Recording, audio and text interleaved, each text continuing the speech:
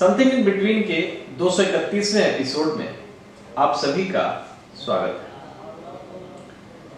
Olympic स्पर्धा के शोर शराबे के बीच मोदी सरकार ने राजीव गांधी खेल रत्न पुरस्कार का नाम महान एथलीट ध्यानचंद के नाम पर कर दिया है। ये सरकार नाम बदलने में माहिर है। नाम बदलने की राजनीति में इसका कोई साथी नहीं है। जाहिर तौर पर राजीव गांधी की जगह खेल रत्न पुरस्कार का नाम हॉकी के जादूगर के नाम करने के पीछे भी राजनीति ही है। इसे मोदी सरकार की खेल और खिलाड़ियों के प्रति संवेदनशीलता नाम है। अगर संवेदनशीलता होती तो खुद प्रधानमंत्री गुजरात के स्टेडियम का नाम अपने नाम नहीं करते। अरुण जेटली फिरोज शाह कोटला स्टेडियम का नाम अपनी पार्टी के दिग्गज नेता और दिवंगत नेता अरुण जेटली के नाम नहीं करते। मगर क्या नाम से जुड़ा सवाल और इससे जुड़ी बहस को यहीं तक सीमित रखा जा सकता है? क्या इस देश में नामकरण की राजनीति पर कभी बहस हुई है?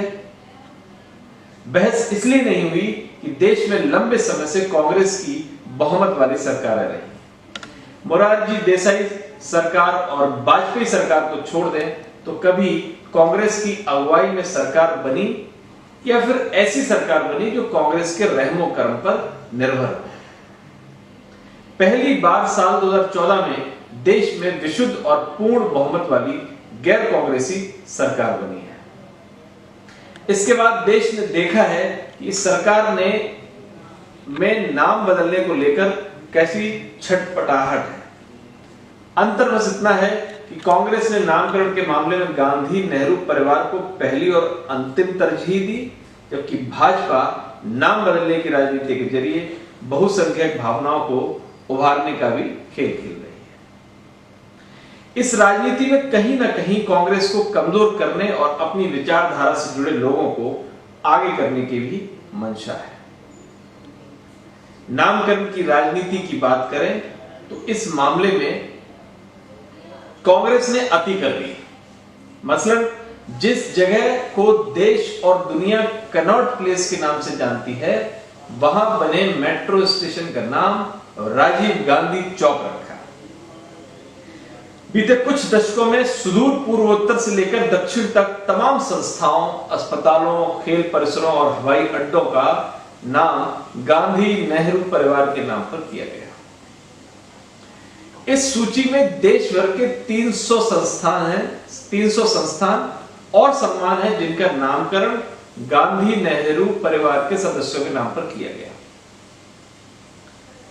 दिल्ली एनसीआर का ही उदाहरण लीजिए। यहां इंदिरा गांधी खेल परिसर, Indira Gandhi indoor stadium, Jawaharlal Nehru stadium, Rajiv Gandhi sports stadium, Rajiv Gandhi राष्ट्रीय फुटबॉल अकादमी है। देश के दूसरे हिस्सों में भी यही स्थिति है।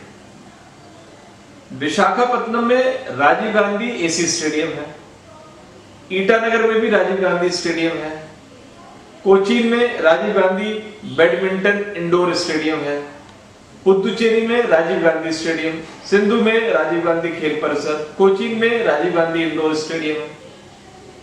देश में जितने भी खेल कूद से जुड़े संस्थान, स्टेडियम हैं, उसमें बहुमत हिस्सेदारी गांधी नेहरू परिवार की है। इसका उद्देश्य ये नहीं है कि गांधी नेहरू परिवार की उपलब्धियों को किनारे कर दिया जाए। देश यह याद नहीं रखे कि गांधी नेहरू परिवार का योगदान बहुत बड़ा है। यहां किसी की भूमिका को कमतर आंकना नहीं है, मगर सवाल है कि इस बहाने दूसरों की भूमिका की उपेक्षा है। आखिर खेल परिसरों, खेल संस्थानों का नाम महान खिलाड़ियों को समर्पित क्यों नहीं किया जा सकता? देश के प्रमुख स्थानों पर एक भी स्टेडियम ध्यानचंद या मिल्खा सिंह के नाम क्यों नहीं है? क्या खेल के क्षेत्र में इनका योगदान शून्य है? सवाल है कि श्रमिक पुरस्कार, सद्भावना पुरस्कार, मानव सेवा पुरस्कार, पर्यावरण से जुड़ा पुरस्कार इस क्षेत्र की नामचीन हस्तियों के नाम रखकर उन्हें सम्मानित क्यों नहीं किया जा सकता? इस देश में माउंटमैन दशरथ मांझी के नाम पर पुरस्कार क्यों नहीं है? सुंदरलाल बहुगुणा के नाम पर पर्यावरण रक्षा का सबसे बड़ा पुरस्कार क्यों नहीं है? सवाल है कि क्या इस देश में सिर्फ नेताओं और कुछ चुनिंदा परिवारों का ही योगदान है? अगर नहीं तो इस सूची में उसी अनुरूप विपक्ष के नेताओं के नाम क्यों नहीं है? क्यों राम मनोहर लोहिया और जयप्रकाश नारायण की यादों को सहेजने के लिए किसी अस्पताल का नाम करने के लिए सत्ता परिवर्तन का इंतजार किया गया? क्यों नहीं कांग्रेस ने अपने समय में इन राजनीतिक दिग्गजों के नाम पर किसी संस्थान पुरस्कार करने की घोषणा की? अब इसका यह भी मतलब नहीं है कि राजीव गांधी खेल रत्न पुरस्कार का नाम हॉकी के जादूगर के नाम करने के मामले में मोदी सरकार की तारीफ की जाए। मोदी सरकार अगर सहृदय होती, उसमें जरा भी खेल भावना होती, तो खिलाड़ियों के नाम नया पुरस्कार घोषित कर सकती थी, नया स्टेडियम बनाकर खेल की दुनिया की महान हस्तियों को सच्ची श्रद्धांजलि दे सकती थी। मगर इस सरकार ने भी कांग्रेस वाला रवैया अपनाया। प्रधानमंत्री के नाम पर स्टेडियम बनाया, खेलों की दशा सुधारने के लिए कोई क्रांतिकारी काम नहीं किया।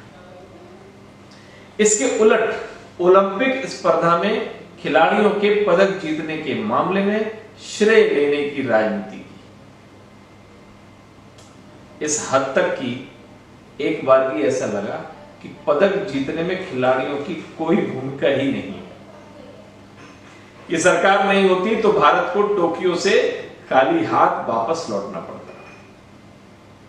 अगर ऐसा नहीं है तो प्रधानमंत्री की पदक विजेता खिलाड़ियों से हुई बातचीत की वीडियो रिकॉर्डिंग नहीं कराई जाती। सवाल अहम खेल नीति बनाने का है।